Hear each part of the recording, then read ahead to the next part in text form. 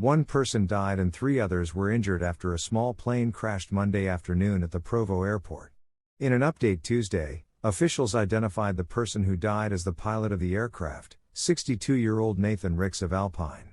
Ricks was a retired executive of Provo-based company New Skin, and the company said his influence continues to be felt by teams around the world. He leaves behind his wife, Joyce, 4 daughters and 15 grandchildren. We are sincerely grateful for the outpouring of love from our friends, neighbors, and community following Nathan's passing. We lost a beloved husband, father, mentor, friend, and leader, the Ricks family said in a statement. He loved life to the fullest, especially the wonderful people around the world that touched his life and theirs through his business pursuits. He loved Utah and was all in on making it a better place to live, work, and play for his grandkids and Utahns alike.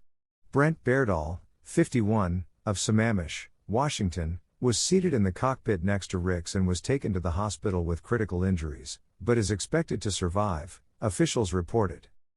Joyce Ricks, 56, of Alpine and 36-year-old Dane Margits of Holiday were also passengers in the plane but both walked away with minor injuries.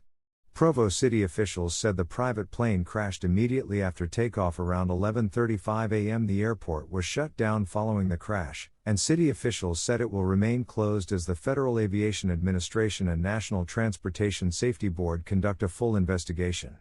Originally, the airport was estimated to reopen on Tuesday at noon. However, an update from officials reports that if the investigation goes according to plan, the earliest operations could resume no earlier than Thursday morning.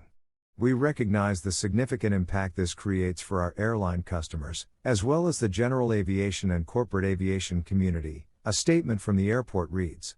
Our priority is to resume normal operations as quickly as possible. Unfortunately, the investigation process may take several days to complete.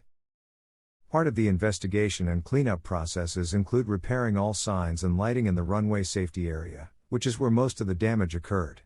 Although the crash happened on the main runway, it only caused minor scrapes to the runway surface. Provo Airport Manager Brian Torgerson said the aircraft only made it about 10 feet off the ground before going down. It's just, nobody knows what happened, Torgerson said. Immediately after takeoff, something occurred to cause the aircraft to lose control. Details such as where the plane was headed were not made available. Torgerson was one of the first on scene. He said it was incredible 2 people were able to walk away. It's a devastating scene and we're heartbroken for the family and those involved, he said. Due to the closure, Allegiant Air has had to cancel more than 9 flights that were scheduled to either depart from or arrive at the airport. An Allegiant spokesperson said the company is reaching out directly to passengers on these flights to offer a refund or a rescheduled ticket. Right when they were ready to push the plane back, the pilot got on and he said, "Hey, there's been an incident," said Clint Dunaway, who lives in Arizona. I just stuck around thinking it'd be cleared and about 2 hours later I called my wife to come get me, said Rick Munt. Many flyers and their families were left searching for another way home. I expected to be home later today, said 12-year-old Damon Dunaway. We're hoping to rent a vehicle right now and then drive all the way through the night home, Clint Dunaway said. 600 miles. Torgerson can't recall the last time there was a fatal crash at the Provo airport. He said the last death had to have occurred over a decade ago.